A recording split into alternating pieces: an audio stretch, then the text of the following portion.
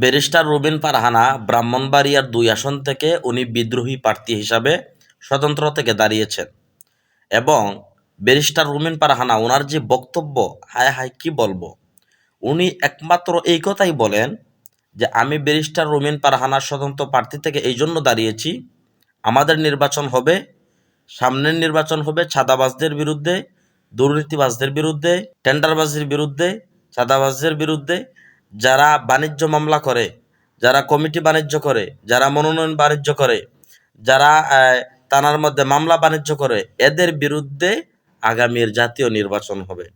Barrister Rubin Farhana যেভাবে হুঙ্কার দিয়ে বলতেছেন, আসলে কাদেরকে ইঙ্গিত করতেছেন উনি?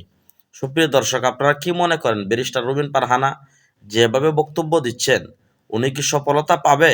আপনারা কি মনে করতেছেন? আর কাদের বিরুদ্ধে উনি বক্তব্য দিচ্ছেন অবশ্যই আপনারা কমেন্ট করে জানাবেন, কারণ আমি বলবো না, আমি বললে তো আপনারা রাগ করবেন, এই জন্য আমি বলবো না, আপনারাই কমেন্ট করে জানান।